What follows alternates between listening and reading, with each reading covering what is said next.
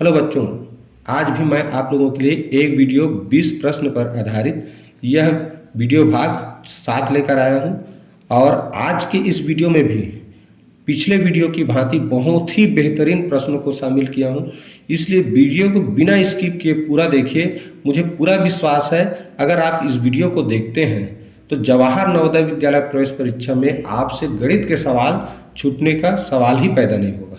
ठीक है, तो बिना समय गंवाए चलिए वीडियो स्टार्ट करते हैं और पढ़ते हैं सबसे पहला प्रश्न। चलिए सबसे पहला प्रश्न पढ़ते हैं।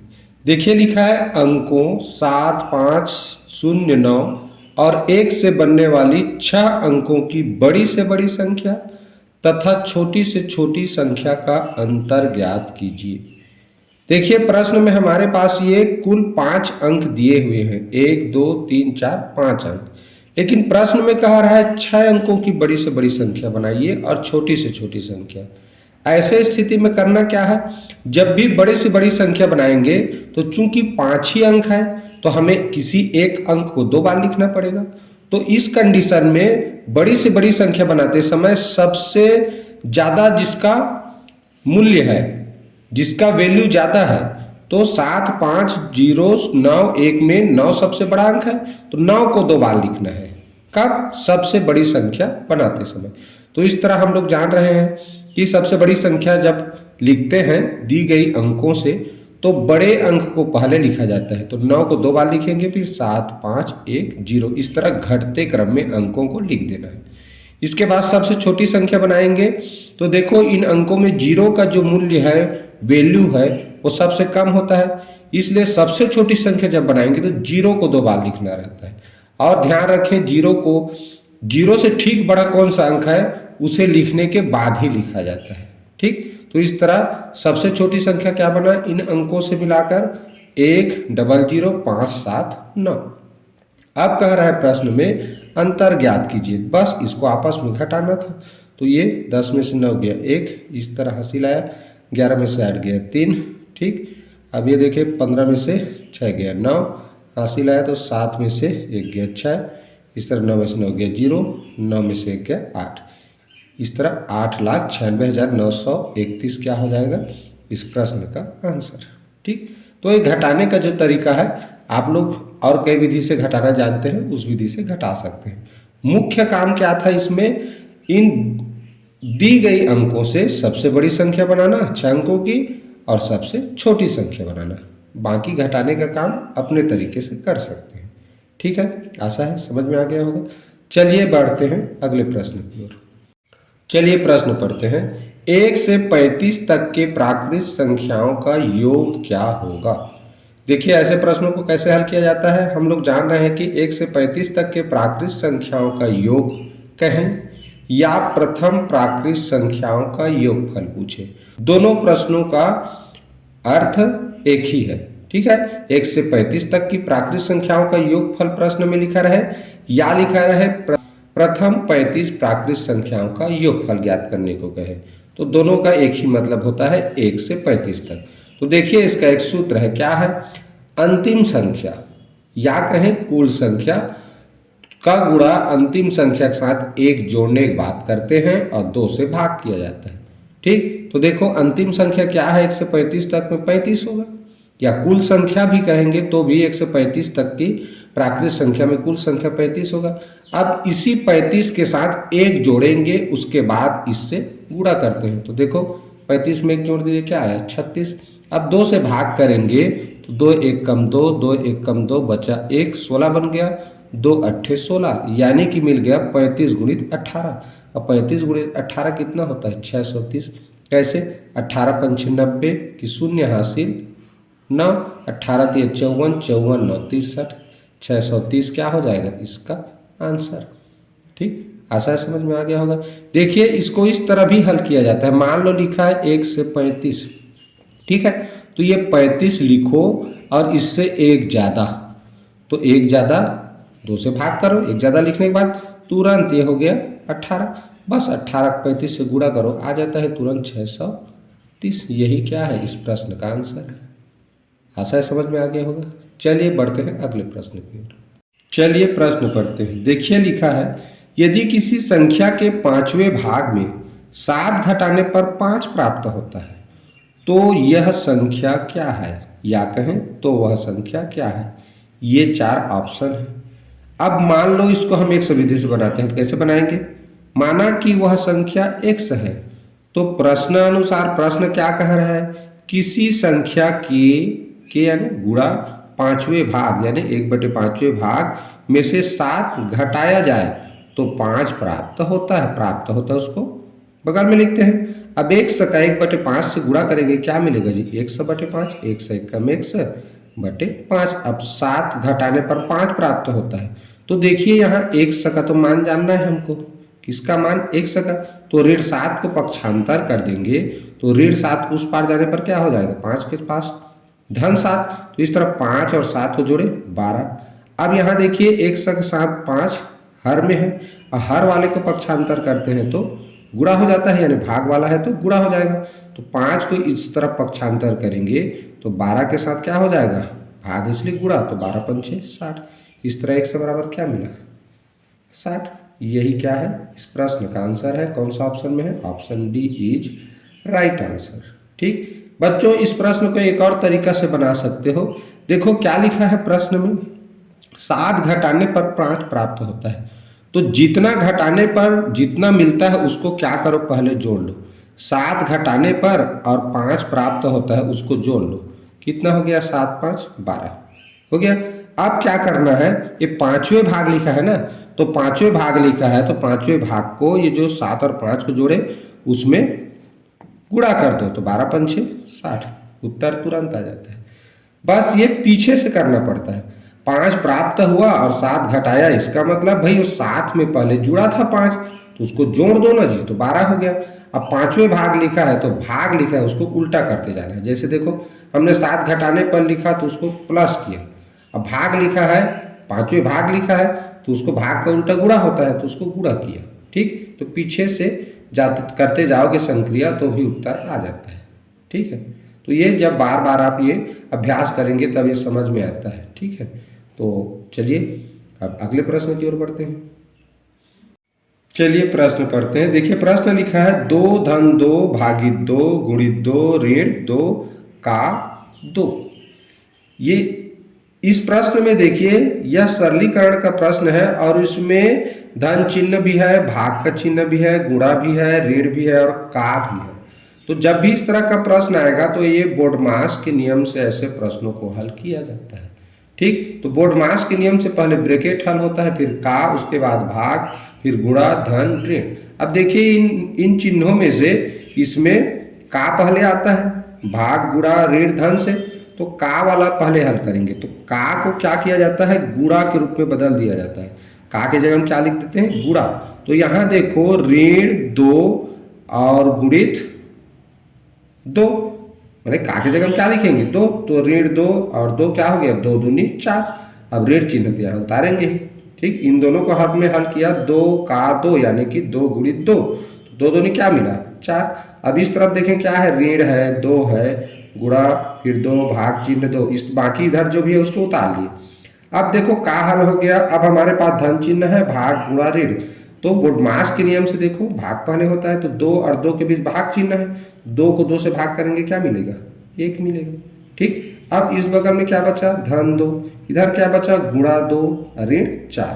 ठीक, अब धन है, गुणा है, ऋण है, तो इनमें बोर्डमास के नियम से देखो गुणा पहले होता है, धन ऋण से होता है ना, तो गुणा पहले करेंगे तो किसके बीच में है, 1 गुणित 2, तो 2 1 कम 2, ये भी हल हो गया। इधर क्या बचा, ऋण 4, इधर बचा धन 2।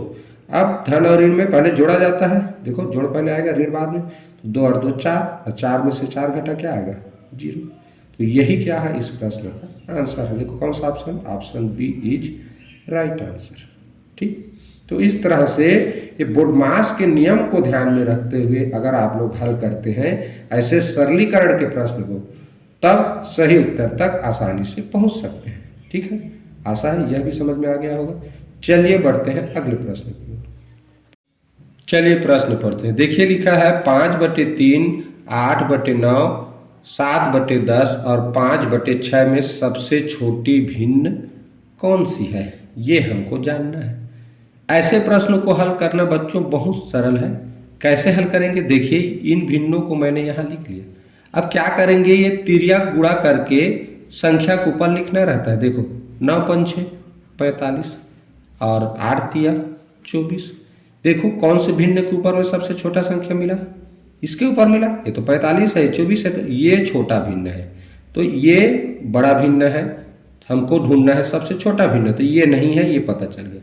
अब इस भिन्न का तुलना आगे वाले भिन्न से करेंगे, ठीक है। तो देखो इससे तुलना करें तो 8 दहम क्या होगा, 80 होगा। 8 दहम 80 और 9 सत्ते 63, तो इसमें 80 आया और इसमें 63 आया, तो 63 छोटा संख्या है। 63 छोटा संख्या है और ये बड़ा संख्या, मतलब ये भिन्न बड़ा है, तो इसको भी क्रॉस कर देंगे, ये उत्तर नहीं है। अब ये दोनों में तुलना करेंगे क्योंकि ये छोटा भिन्न प्राप्त हुआ, तो देखो इसमें भी तिर्यक गुणा करना है, तो 6 सत्ते 42 कितना है, 6 सत्ते 42 और 10 पंचे 50, तो 50 और 42 में 42 छोटा संख्या है। तो इसका मतलब क्या हुआ, जिस भिन्न के ऊपर में छोटा संख्या मिला वही क्या हुआ, सबसे छोटा भिन्न हुआ। सभी के साथ तिर्यक गुणा करके तुलना करना है, ठीक है। तो इसी के ऊपर सबसे छोटा संख्या प्राप्त हुआ, तो 7/10 क्या हुआ जी, सबसे छोटी भिन्न। तो देखो कौन सा ऑप्शन में है, ऑप्शन सी इसका राइट आंसर है, ठीक है। आशा है यह भी समझ में आ गया होगा। चलिए बढ़ते हैं अगले प्रश्न की ओर। चलिए प्रश्न पढ़ते हैं। यदि किसी संख्या के 2/5 और 3/4 भाग का अंतर 56 है तो वह संख्या ज्ञात कीजिए।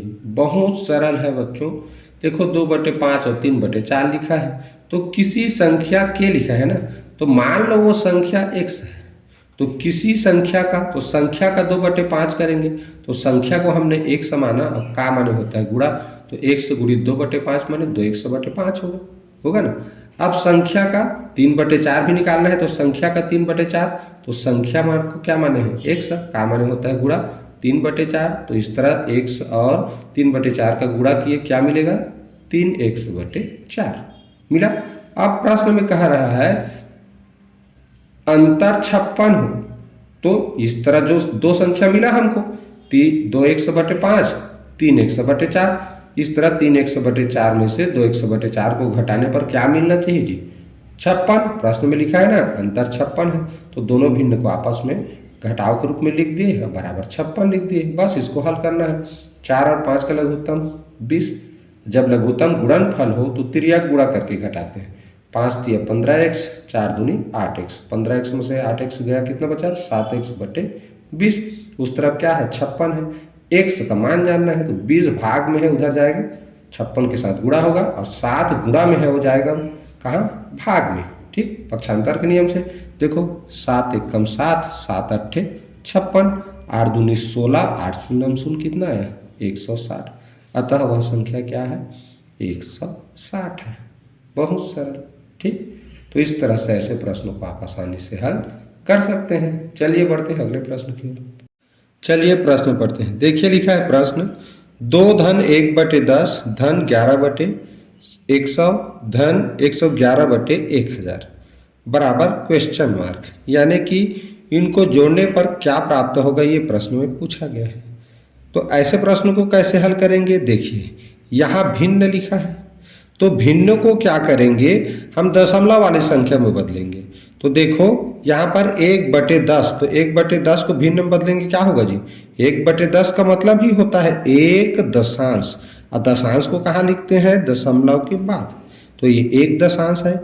ये 11/100 का मतलब होता है 11 शतांश, यानी दशमलव के बाद 11 लिखते हैं, सीधा हो गया। अब यहाँ देखो 111 सहस्त्रांश है ना, 111 हजारवें, तो इस तरह 3 जीरो है ना, तो 3 अंक के बाद दशमलव लिख दिया जाता है। नीचे में 2 जीरो है तो 2 अंकों के बाद दशमलव लगा देते हैं। इस तरह के भिन्नों को दशमलव में बदलना बहुत सरल होता है, ठीक। अब क्या किए, दशमलव में संख्या प्राप्त हो गया। अब बस अब लिखेंगे, देखो 2 की जगह में 2, धन 1/10 लिखा था तो 1 दशांश, धन 11/100 लिखा था तो 11, तो 0.11 लिखाएगा, और इसको इस तरह लिख लेंगे।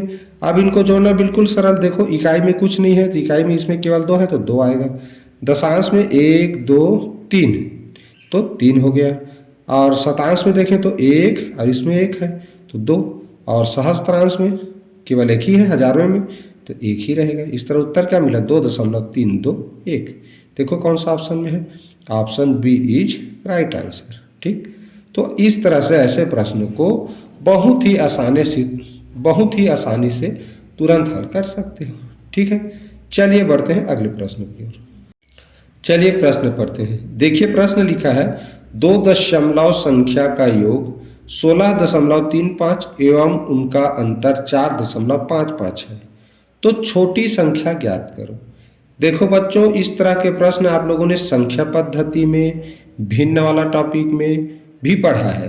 तो संख्या पद्धति में विशेषकर क्या करते हैं, जब भी दो संख्याओं का योगफल दिया हो और उसका अंतर दिया हो तो बड़ी संख्या ज्ञात करते समय दोनों को जोड़ के 2 से भाग करते हैं। अगर छोटी संख्या ज्ञात करना हो तो दोनों को योगफल में से अंतर को घटाते हैं और जो अंतर मिलता है घटाने पर उसे 2 से भाग करने पर भागफल जो मिलेगा वही छोटी संख्या होता है। तो इस तरह के प्रश्न चाहे संख्या पद्धति में आए या भिन्न के रूप में आए या दशमलव वाली संख्या के रूप में आए, नियम वही है। ठीक, तो चलिए क्या करेंगे, देखिए संख्या का योगफल दिया है 16.35 और संख्या का अंतर भी दिया है 4.55। प्रश्न में दिया है छोटी संख्या जानना है, इसलिए इनको आपस में घटाएंगे तो घटाने पर मिलेगा 11.80। अब बस ये 11.80 मिला उसको 2 से भाग करना रहता है। ठीक, ये नियम है। तो इसको 2 से भाग करेंगे, देखो 2 पंच 6, 10 बचा 1, उतारेंगे 8, 2 निया 18।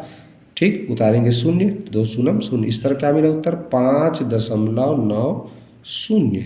देखिए कौन सा ऑप्शन में है, option A is right answer. ठीक, तो इस तरह के प्रश्नों को बहुत ही आसानी से अगर आपको ये नियम पता है तो तुरंत बना सकते हैं। ठीक, चलिए बढ़ते हैं अगले प्रश्न की ओर। चलिए प्रश्न पढ़ते हैं। देखिए प्रश्न लिखा है 8.645 बटे 864.5 धन 76.54 बटे 76.54। ये जो दो भिन्न है इनके अंकों को देखो, ऊपर नीचे समान अंकों को समान क्रम में लिखा गया है, केवल दशमलव चिन्ह अलग अलग जगह पर लगा है, यही अंतर है, बाकी अंक वही है। ठीक है, तो जब भी ऐसे प्रश्न दिए रहेंगे तो उसको करना क्या है, दशमलव बाद अंकों की संख्या समान करना रहता है। ठीक, यहाँ पर देखो दशमलव बाद 3 अंक है, इसमें दशमलव बाद 1 ही अंक है, तो नीचे भी 3 अंक करेंगे तो 5 के बगल में क्या करेंगे 2 जीरो बढ़ा दिए। अब देखो दशमलव बाद ऊपर भी 3 अंक है, नीचे भी 3 अंक है, हो गया। यहाँ देखें तो इसमें दशमलव बाद 2 अंक ही है, यानी पहले से दशमलव बाद के अंकों की संख्या समान है, तो इसमें कुछ करने की जरूरत नहीं है, उसी रूप में लिखेंगे। अब जब दशमलव बाद अंकों की संख्या समान हो जाए तो दशमलव चिन्ह को हटाकर लिख दिया जाता है। तो दशमलव चिन्ह हटाने पर क्या बनेगा, देखो ये 8645, इसमें से दशमलव चिन्ह हटा दें तो ये 8,64,500 बन जाएगा, दशमलव चिन्ह हटा दोगे। अब ये तो सेम टू सेम वही बनेगा। ठीक है, अब देखो बटे चिन्ह के ऊपर यानी अंश में और हर में एक जैसा संख्या हो तो उसका मतलब क्या होता है जी, भाई ऐसे कटाएंगे, भाई इस संख्या को इसी संख्या से भाग देंगे तो क्या उत्तर आएगा, 1 आएगा ना, यानी इसका मिल गया हमको 1/1। अंश और हर में समान संख्या होने पर आपस में कट जाता है, 1 मिलता है। अब यहाँ देखो यही संख्या नीचे भी है ऊपर भी है, बस ये 2 शून्य है तो ये एक बार इसका पहाड़ा पढ़ेंगे तो एक बार में ये कट जाएगा और 2 शून्य, इस तरह तो 1/100 मिला। यानी कि 1/100 का मतलब क्या होता है, 1 शतांश यानी कि 0.01। इसको हल करेंगे तो ठीक, और ये है 1, तो देखो 0.01 में 1 जोड़ेंगे तो क्या होगा जी, 1 तो इकाई है तो इकाई में लिखेंगे, और ये 100वां हिस्सा है तो इसको 100वें स्थान पर लिखेंगे। इस तरह उत्तर मिला 1.01। देखिए कौन सा ऑप्शन में है, option C is right answer. ठीक, आशा है समझ में आ गया होगा। चलिए देखते हैं अगला प्रश्न। देखिए प्रश्न लिखा है 1000 के गुणनखंडों की संख्या ज्ञात करो। देखो 1000 के गुणनखंडों की अगर एक एक ठो ऐसे संख्या लिखेंगे तो इस तरह मिलता है 1 2 4 5 8 10 20 25 40 50 100 125 200 250 500 1000।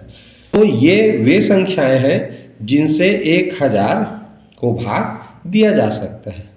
और भाग दिया जा सकता है मतलब क्या है जी, यही भाजक है जिनसे 1000 को भाग किया जा सकता है, और भाजक को ही बोला जाता है गुणनखंड, और गुणनखंड का एक और नाम है अपवर्तक। ठीक, तो इस तरह अगर लिखेंगे तो काफ़ी समय लगेगा। तो इसका एक शॉर्ट ट्रिक है, उस शॉर्ट ट्रिक क्या है चलिए देखिए बताता हूँ। सबसे पहले क्या करेंगे, जब भी किसी बड़ी संख्या का गुणनखंडों की संख्या पूछे, किसी भी बड़े संख्या का गुणनखंडों की संख्या पूछे तो उसका अभाज्य गुणनखंड इस तरह निकाल लेना है। तो देखिए मैंने यह अभाज्य गुणनखंड निकाला, 2 से भाग करेंगे 500 बार में, फिर 2 को 500 फिर 2 से 500 को भाग करेंगे 250 आएगा, 250 को भाग करेंगे 2 से तो 125, अब 125 2 से नीचे आएगा 5 से, तो 5 से भाग करेंगे 125 को तो 25 आएगा, 5 से फिर 25 को करेंगे 5 आएगा, 5 से 5 को करें 1, इस तरह लास्ट 1 आते तक भाग देते हैं।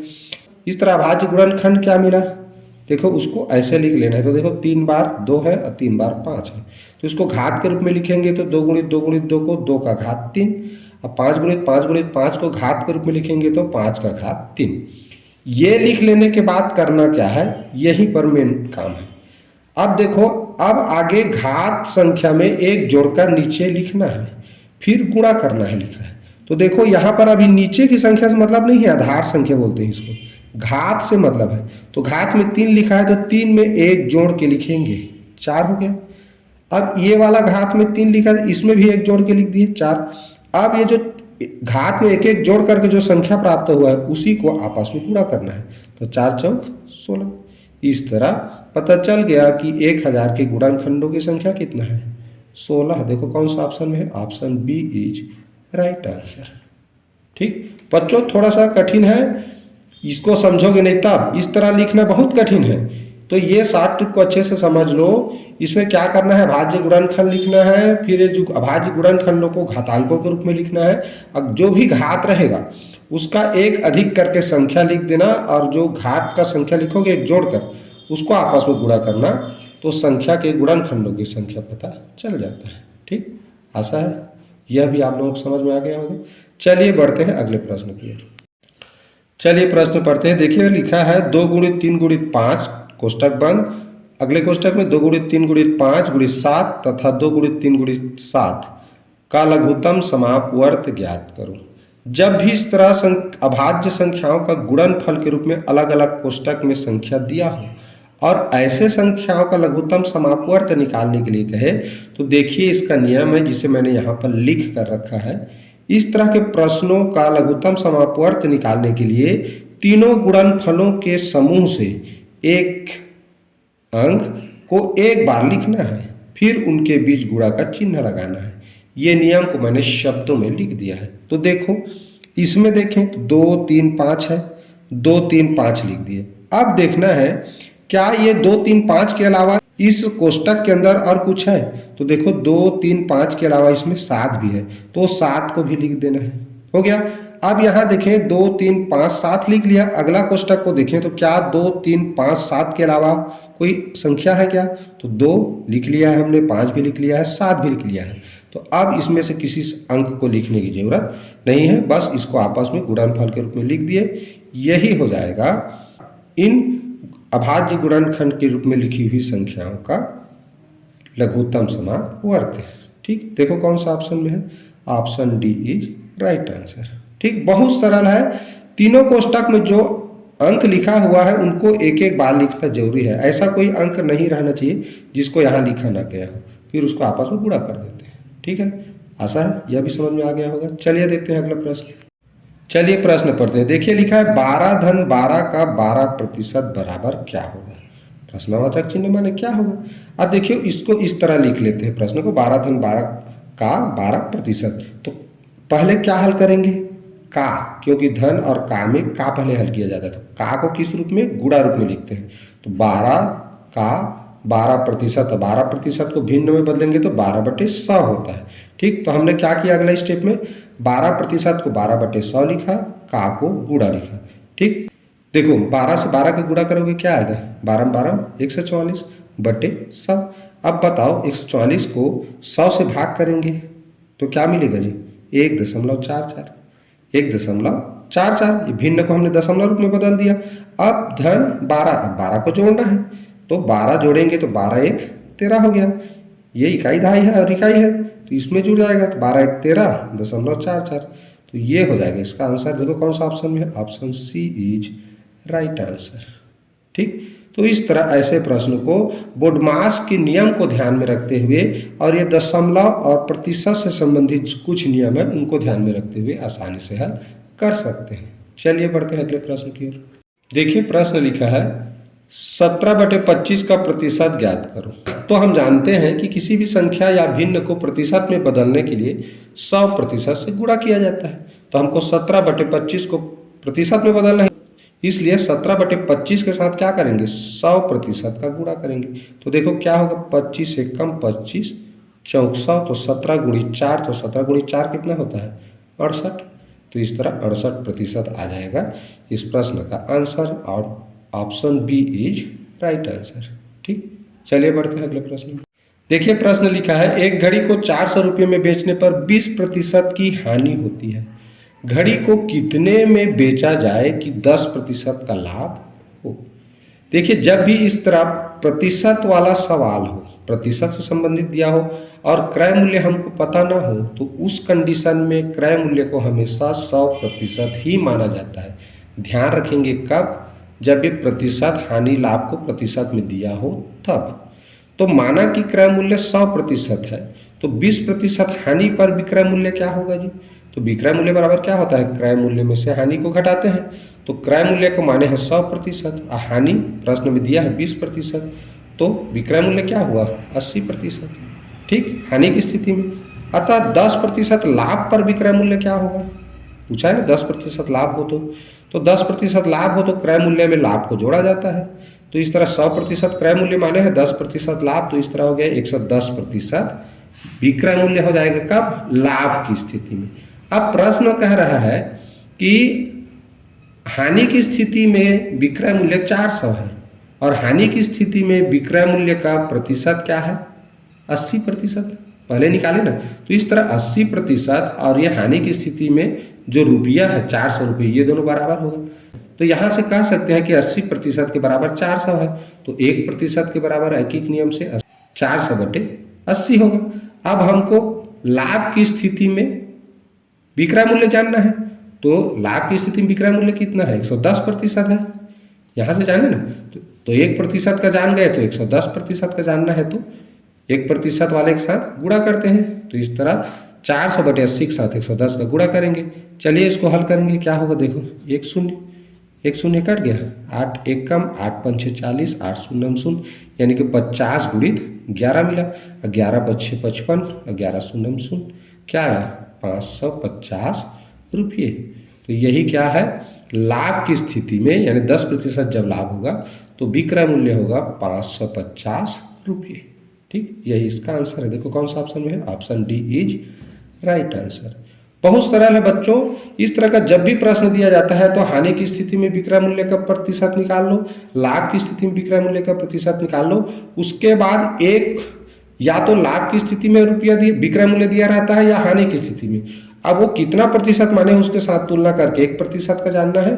फिर लाभ की स्थिति का पूछा है तो लाभ की स्थिति में कितना प्रतिशत बना उसके साथ गुणा करके हल करोगे तो उत्तर आ जाता है। ठीक, आशा है यह भी समझ में आ गया होगा। चलिए देखते हैं अगला प्रश्न। चलिए प्रश्न पढ़ते हैं। कितने वर्षों में 10% वार्षिक ब्याज की दर से कोई धन 4 गुना हो जाएगा। ये हमारे पास 4 ऑप्शन है। इसका शॉर्ट ट्रिक बता रहा हूँ। जितना गुना हो जाएगा लिखा रहेगा उसको लिखना है ऋण 1 करके, यानी कि 1 कम करके सीधा सीधा लिख सकते हो। जैसे 4 गुना लिखा है तो उसको हम सीधा 3 लिख सकते हैं। ठीक, तो यहाँ मैं सूत्र बता दिया हूँ कि जब भी इस तरह कितना गुना हो जाएगा लिखा है तो 4 गुना लिखा है तो जितना गुना लिखा है उसमें 1 कम करके लिखना है। तो 4 गुना लिखा है ना, तो लिखेंगे 3। अब नीचे क्या करेंगे, दर दिया है प्रश्न में तो दर से भाग करेंगे। किसी किसी प्रश्न में समय दिया रहता है और दर ज्ञात करना रहता है। इसमें समय पूछा है तो समय पूछता है तो दर दिया रहता है इस तरह, और दर पूछता है तो समय दिया रहता है। तो उनमें से दोनों में से जो भी दिया रहेगा उससे भाग करना रहता है, इसीलिए मैंने यहाँ दर या समय लिखा है। ठीक, उसके बाद चूंकि प्रतिशत जानना है इसीलिए 100% से गुणा कर देंगे। तो देखो 4 गुना लिखा है तो 4 ऋण 1 करेंगे, 1 कम करेंगे बटे दर 10%, 10 से भाग किया, उसके बाद 100% से गुणा। क्या करेंगे देखो यहाँ से एक शून्य कट गया, 4 में से 1 गया 3, 4 में से 1 गया 3 और 3 गुणित इधर 10 बचा है, एक शून्य तो कट गया ना, नीचे तो एक ही है तो 10, तो 3.30%, ये हो जाएगा इसका आंसर। ठीक, इसका अगर आप अच्छे से अभ्यास किए हैं तो तुरंत हो जाएगा। कैसे? जितना गुना लिखा है उससे एक कम करके लिख दो। तो 4 गुना लिखा है तो सीधा 4 में एक कम 3 हो गया। अब कितना प्रतिशत लिखा है उसको लिखना है नीचे, अब फिर 100% से क्या कर देना है, गुणा कर देना है, तुरंत उत्तर आ जाता है। देखो नीचे तो 1 बचा, ऊपर 10 गुणित 3 यानी 10 या 30%, आंसर तुरंत। ठीक, तो बहुत ही सरल प्रश्न है। ठीक है, चलिए बढ़ते हैं अगले प्रश्न की ओर। चलिए प्रश्न पढ़ते हैं। श्याम 8:45 रात्रि में सोने गया और सुबह 6:55 पर जाग जाए तो वह रात्रि में कितनी देर तक सोया? देखो जब भी इस तरह समय पूछता है उस कंडीशन में याद रखें अंतिम समय में प्रारंभिक समय को घटाया जाता है। पहला नियम यह हो गया। दूसरा नियम यह कहता है कि देखो वो सुबह सोया था यानी कि AM में सोया था और जागा उस समय क्या हो गया था, रात हो गया था, यानी कि वो AM से PM हो गया, पूर्वाह्न से अपराह्न हो गया। जब भी प्रारंभिक समय पूर्वाह्न में हो और अंतिम समय अपराह्न हो जाए या पूर्व समय अपराह्न रहे और बाद की समय अंतिम समय पूर्वाह्न हो जाए, तब की स्थिति में अंतिम समय के घंटे में 12 जोड़ दिया जाता है। उसके बाद फिर अंतिम समय में से प्रारंभिक समय को घटाया जाता है। ठीक, इसीलिए हमने क्या किया, देखो यहाँ पर सुबह सोया था, वो जागा रात्रि में यानी पूर्वाह्न में सोया था, पूर्वाह्न यानी कि AM में सोया था और अपराह्न यानी PM में जागा। तो लास्ट समय में 12 जोड़ेंगे तो इस तरह देखो 6:55 में वो जागा, तो 6:55 में घंटा कौन सा है, 6, तो 6 में 12 जोड़ेंगे तो 6 में 12 जोड़ेंगे क्या होगा, 18:55। तो इस तरह 18:55 प्राप्त हो गया। आप समय जानना है तो समय का सूत्र होता है अंतिम समय में प्रारंभिक समय को घटाना है। तो अंतिम समय मिल गया 18:55, प्रारंभिक समय सोने का समय क्या था 8:45। देखो 55 में से 45 घटाए 10, 18 में से 8 घटाए 10, इस तरह 10 घंटा और 10 मिनट वो कुल सोया। यही इस प्रश्न का आंसर है।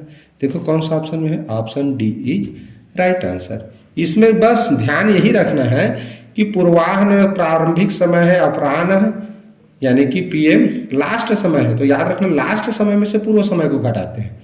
ठीक है, तो जब भी AM से PM हो जाए या PM से AM हो जाए उस कंडीशन में अंतिम समय के घंटे में 12 जोड़कर ही अंतिम समय में से पूर्व समय को घटाते हैं। ठीक, ये नियम भी यहाँ लिख दिया हूँ, इसको अच्छे से पढ़ लीजिएगा।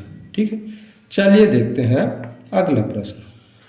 चलिए प्रश्न पढ़ते हैं। 2 व्यक्ति बराबर दूरी क्रमशः 5 किलोमीटर प्रति घंटा तथा 6 किलोमीटर प्रति घंटा के चाल से तय करते हैं।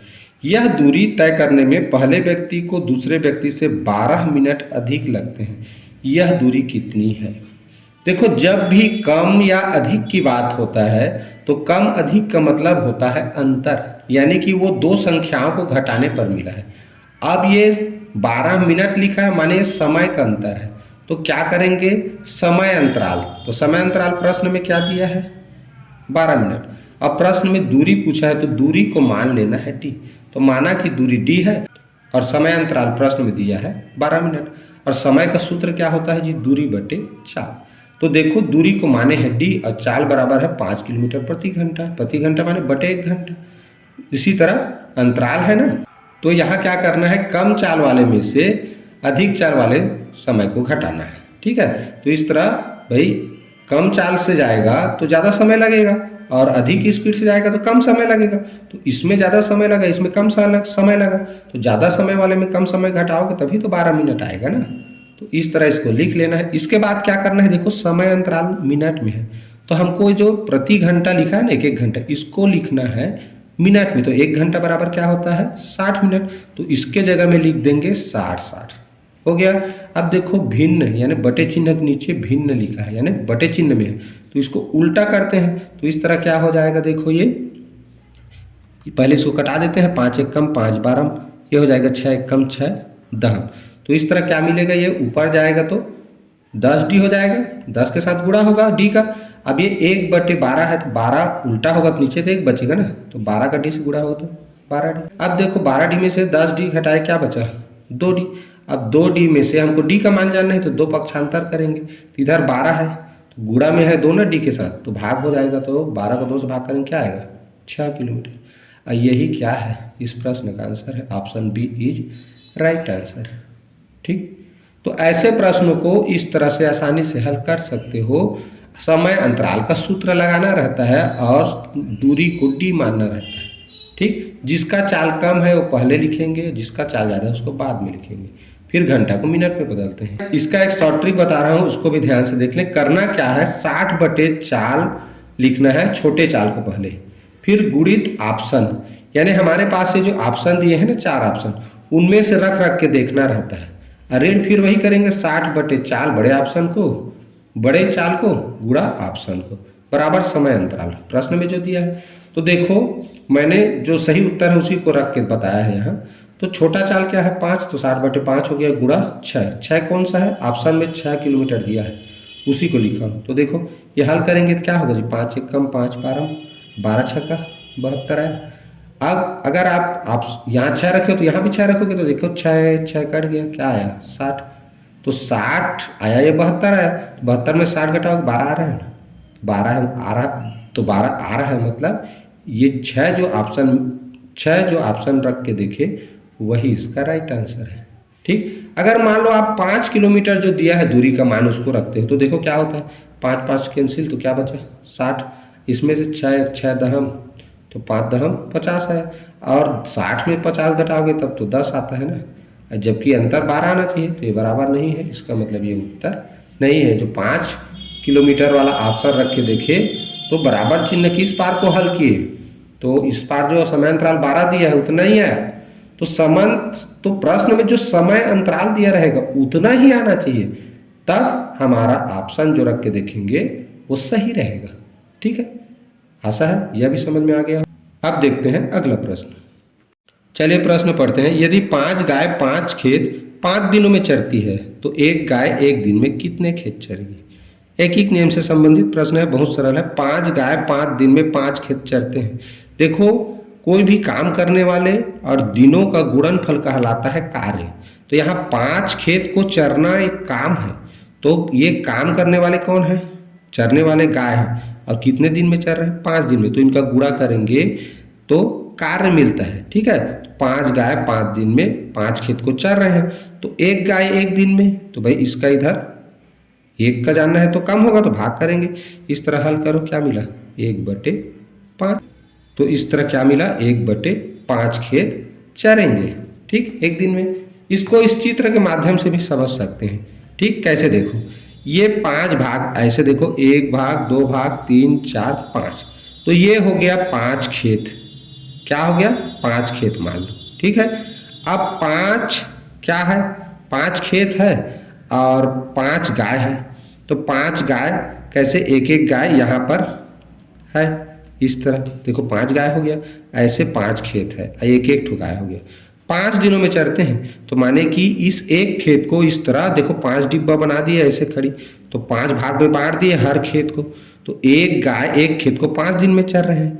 अब एक गाय एक खेत को 5 दिन में चर रहे हैं, तो देखो अब कहा गया है एक गाय कितने दिन में चरेंगे, एक गाय एक दिन में, तो भाई एक गाय एक दिन में एक डिब्बा चर रहा है, तभी तो ये 5 दिन लग रहा है। और सब खेत में एक एक गाय है, सब खेत में एक एक गाय है, 5 खेत है और 5 गाय है, तो सब खेत में एक एक गाय है, तो 5 दिन लगा रहे हैं चरने में, 5 गाय 5 खेत को, तो एक गाय एक दिन को 5 दिन नहीं लगा रहे हैं जी, एक गाय एक दिन को, एक गाय एक खेत को 5 दिन लगा रहा है, तो इसका मतलब एक गाय एक दिन में पूछ रहा है, तो एक गाय है तो एक दिन में देखो 5 भाग में से एक ही भाग तो चरेगा, तो इस तरह 1/5 भाग, यानी इस तरह 1/5 खेत को एक दिन में चरेगा। सिंपल सी बात, चित्र से भी समझ आ जाता है। ठीक है, आशा है ये भी समझ में आ गया होगा। चलिए देखते हैं अगला प्रश्न। चलिए प्रश्न पढ़ते हैं। 4 सेंटीमीटर भुजा वाले एक घनाकार ठोस से 2 सेंटीमीटर भुजा वाले कितने घनाकार बेस बनाए जा सकते हैं। देखिए जब भी इस तरह के प्रश्न आते हैं तो घनों की संख्या पूछा जा रहा है, तो बड़े घन का आयतन ऊपर लिख देना, छोटे घन का आयतन नीचे, छोटे घन का आयतन नीचे। बड़े घन का भुजा क्या दिया है 4 सेंटीमीटर, तो आयतन बना तो आयतन बराबर क्या होता है, लंबाई गुणित चौड़ाई गुणित ऊंचाई। और छोटे घन का आयतन और छोटे घन की भुजा क्या दिया है, 2 सेंटीमीटर, उसका भी आयतन लिखेंगे, लंबाई गुणित चौड़ाई गुणित ऊंचाई। तो इस तरह काटाएंगे तो क्या होगा जी, देखो 2 एकम 2 दूने 2 एकम 2 दूने 2 एकम 2 दूने 2 गुणित 2 गुणित 2, तो 2 दूनी 4 4 दूनी 8, तो 8 कुल घन बनाए जा सकते हैं। ठीक, बहुत सरल प्रश्न था। जब भी ऐसे प्रश्न आते हैं बड़े घन से कुल कितना घन बनेगा, तो बड़े घन के आयतन को छोटे घन के आयतन से भाग कर दो। अब भाग करने पर जो उत्तर आएगा वही उसका आंसर होता है, उतने घन बनाए जा सकते हैं। ठीक है, चलिए आज की वीडियो का अंतिम प्रश्न देखते हैं। चलिए प्रश्न पढ़ते हैं। किसी वर्ग की प्रत्येक भुजा की लंबाई 25% वृद्धि यानी कि बढ़ा दिया जाए तो वृद्धि करने से इसके क्षेत्रफल में कुल वृद्धि होगी। बच्चों, इस तरह के प्रश्न को बनाने से पहले 2 चीज याद होना चाहिए। वृद्धि प्रतिशत, वृद्धि प्रतिशत बराबर क्या होता है, वृद्धि को अंश में लिखते हैं और प्रारंभिक कितना था, प्रारंभ में वृद्धि होने से पहले कितना था, फिर उसके साथ 100% का गुणा कर दिया जाता है।